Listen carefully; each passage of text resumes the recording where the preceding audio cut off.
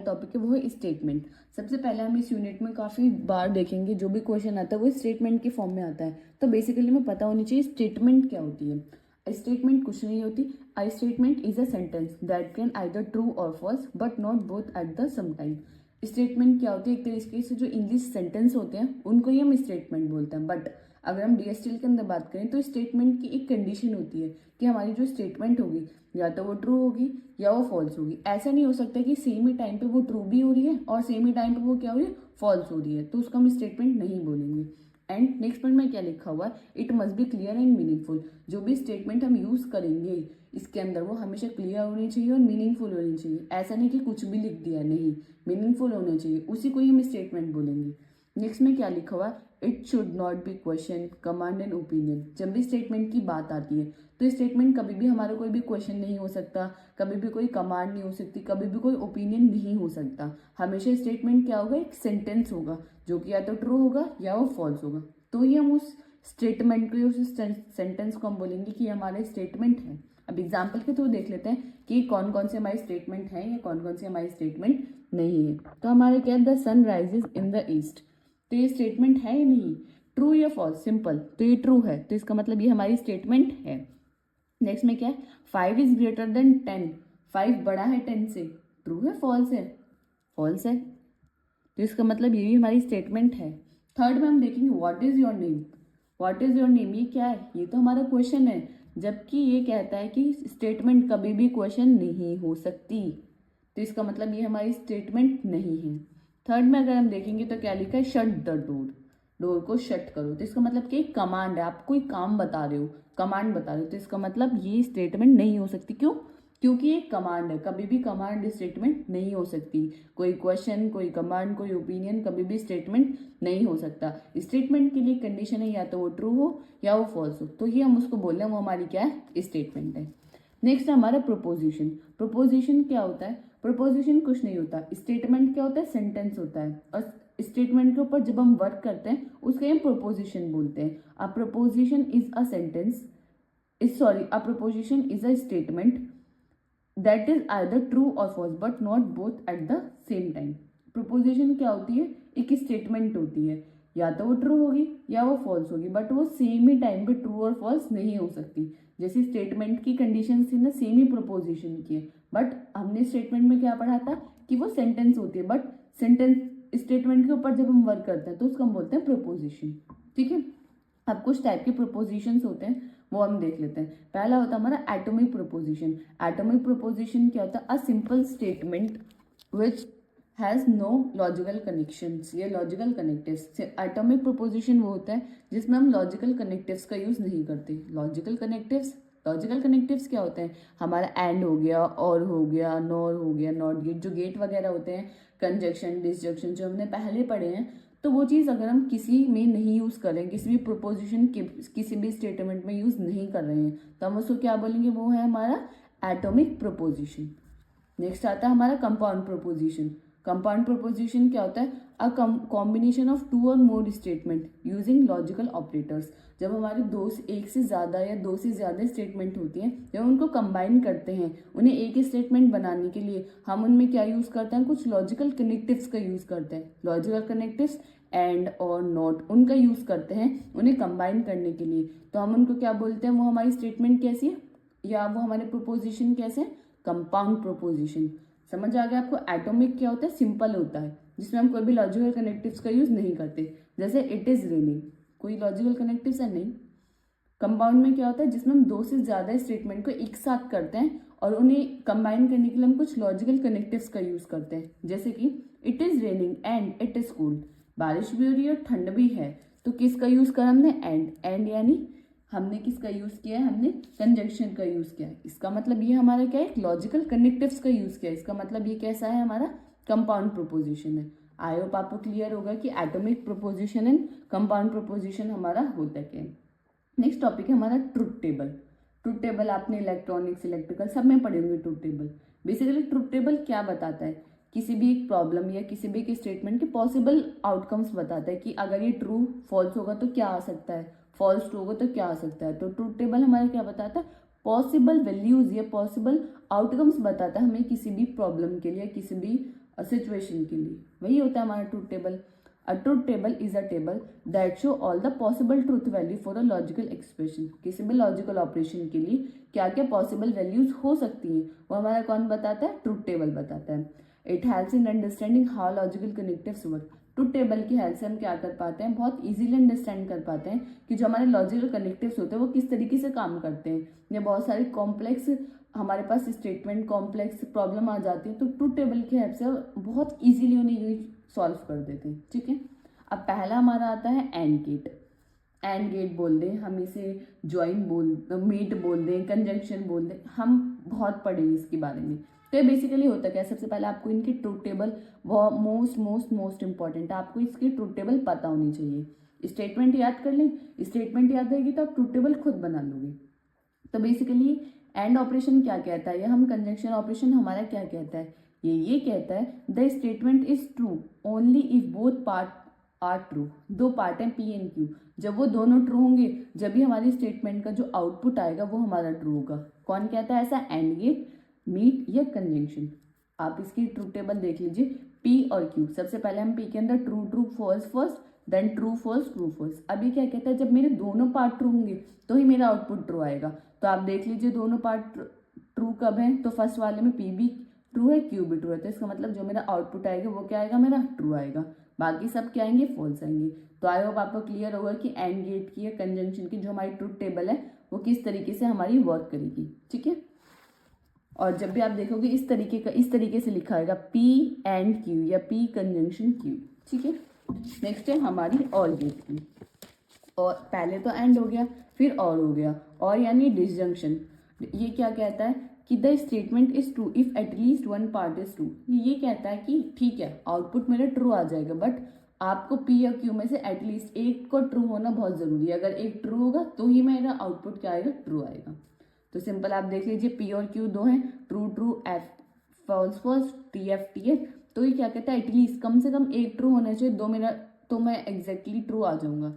तो यानी वो किस केस में फेल हो रहा है, जहाँ दोनों फॉल्स आ रहे हैं। तो यहाँ तो एक भी ट्रू नहीं है, इसका मतलब जो हमारा आउटपुट आएगा वो फॉल्स आएगा, बाकी सब क्या आएगा, हमारा ट्रू आएगा।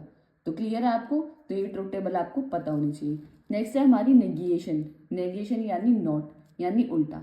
अगर मैं बोल रही हूँ आज संडे है तो आप बोल रहे संडे नहीं है आज, तो इस स्टेटमेंट का नेगेशन क्या हुआ, आज संडे है का नेगेशन क्या हुआ, क्या आज संडे नहीं है, यानी रिवर्स यानी उल्टा। तो वो होता है हमारा नॉट ऑपरेशन।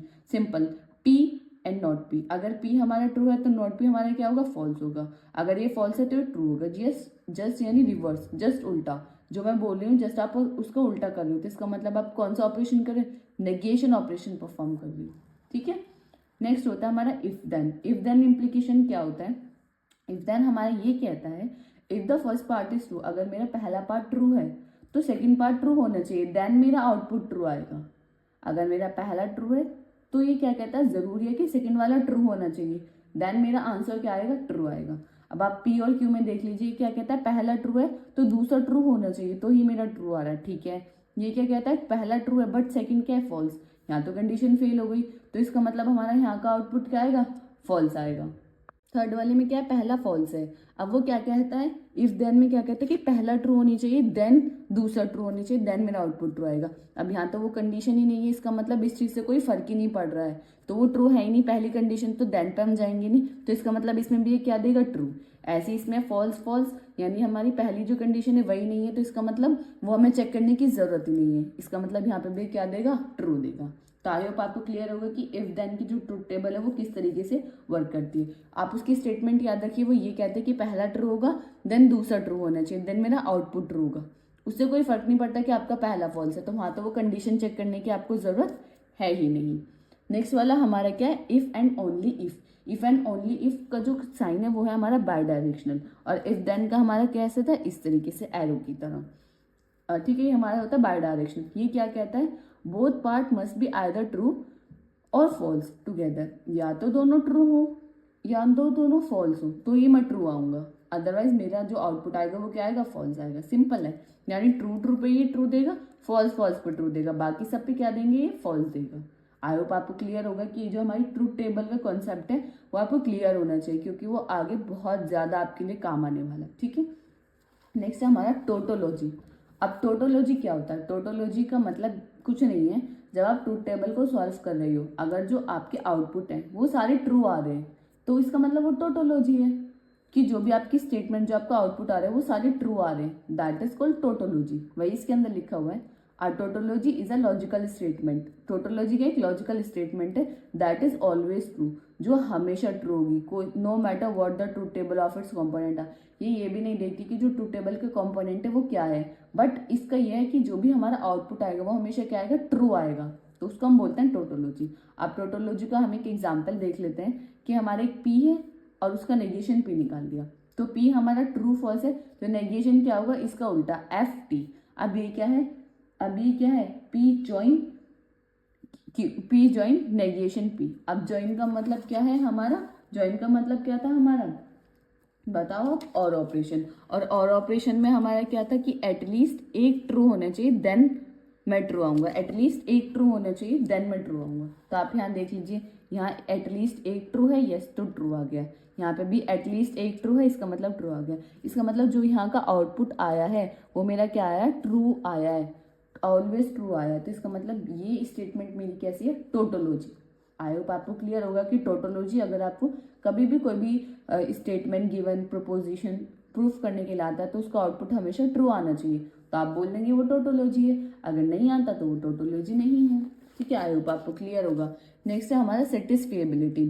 सेटिस्फिएबिलिटी क्या होता है? कॉम्बिनेशन होता है ट्रू और फॉल्स का। ठीक है, अभी क्या कहता है? A logical statement or formula is satisfiable. हम उसको जब बोलेंगे if there is at least one assignment of true value that make true, कम से कम एक ट्रू वैल्यू होनी चाहिए तभी मेरा आउटपुट ट्रू होएगा, ट्रू आएगा। जैसे हमारा और में था ना, सेम उसी तरीके से सेटिस्फिएबिलिटी में कि ट्रू टेबल में कि अगर मेरा एक कम से कम ट्रू होगा देन मैं ट्रू आऊंगा। अब पी हमारा disjunction Q, P disjunction Q जब हम निकालेंगे तो पहले पी लिख देंगे फिर Q, P true true F F फिर ट्रू एफ, इस तरीके से। अभी क्या कहता है? एटलीस्ट, यानी कम से कम एक ट्रू होना चाहिए, ये नहीं कि जीरो ट्रू नहीं होना चाहिए, वन होना चाहिए, एक चीज़ ज़्यादा भी चल जाएगा बट एक होना चाहिए, जीरो वाली कंडीशन इसमें नहीं आएगी। तो ट्रू ट्रू इसका मतलब ट्रू आएगा, ट्रू फॉल्स ट्रू क्योंकि एक ट्रू है, फॉल्स ट्रू एक ट्रू है तो ट्रू आएगा। बट यहाँ आप देखोगे फॉल्स फॉल्स, यानी यहाँ तो ट्रू है नहीं, तो इसका मतलब यहाँ का हमारा आउटपुट क्या आएगा? फॉल्स आएगा। आई होप आपको क्लियर होगा कि सेटिस्फिएबिलिटी हमारा क्या होता है। नेक्स्ट होता है हमारा कॉन्ट्राडिक्शन। कॉन्ट्राडिक्शन का मतलब क्या होता है कि अगर मैं कोई बात बोल रही हूँ कि ऐसे, तो आप उसको कॉन्ट्राडिक्ट करो कि नहीं ये ऐसे नहीं है, ये ऐसे है, तो वही इसमें होता है। कॉन्ट्राडिक्शन का मतलब यह है कि जो आपका आउटपुट आ रहा है अगर वो टोटल फॉल्स आ रहा है, हमेशा फॉल्स आएगा उसका आउटपुट, तो वो उसको हम बोलेंगे क्या है? कॉन्ट्राडिक्शन। और हमेशा ट्रू आता है तो हम उसको क्या बोलते हैं? टोटोलॉजी। तो इसके अंदर यही लिखा हुआ है, a contradiction is a logical statement that is always false. Contradiction की एक लॉजिकल स्टेटमेंट है जो हमेशा क्या होगी?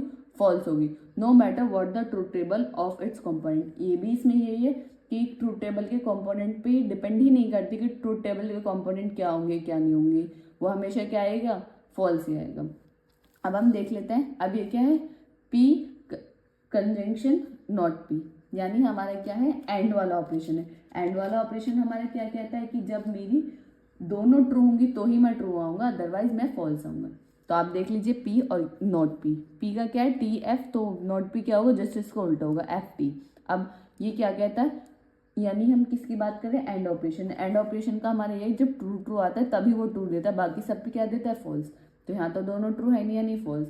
यहाँ पे भी हमारा आउटपुट क्या आएगा? फॉल्स। तो इसका मतलब जो हमारा आउटपुट आ रहा है वो क्या हमारा आ रहा है? टोटली फॉल्स आ रहा है। तो इसका मतलब ये हमारा जो प्रपोजिशन है वो हमारा क्या? कॉन्ट्रडिक्शन है।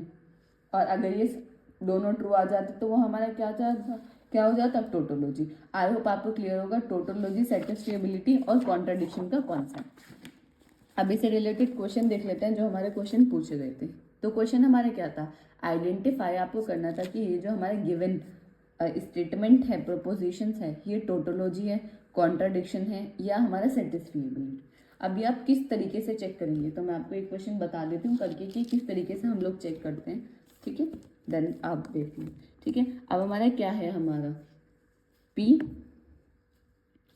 डिसजंक्शन पी कंजंक्शन क्यू और इम्प्लाइज का साइन है, then P disjunction Q, simple.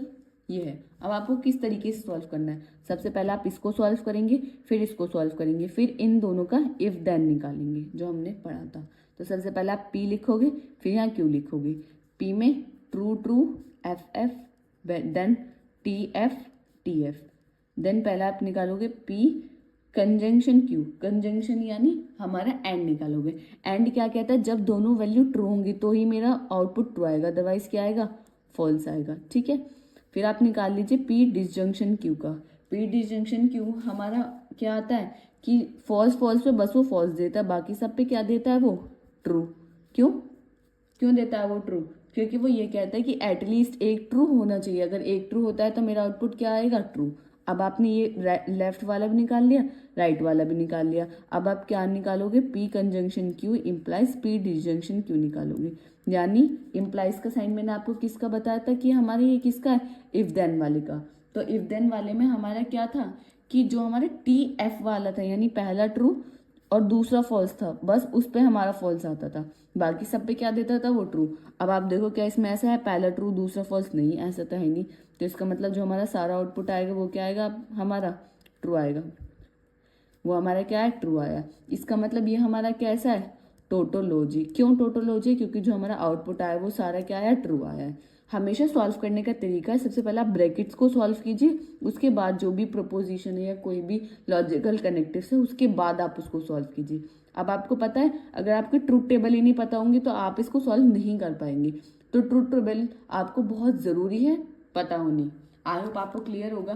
तो यहाँ पे मैंने इसको प्रॉपर सॉल्व किया और मैंने आपको सॉल्व करके बता भी दिया है कि इसको मैंने किस तरीके से सॉल्व किया। ठीक है, ये हमारा क्वेश्चन EQ 2022-23 में आया था। आई क्वेश्चन हमारे EQ 2022-23 में आया था, तो क्वेश्चन हमारा यही था, बट थोड़ा घुमा दिया था। आप थोड़ा हो सकते हो कि अरे ये क्या है।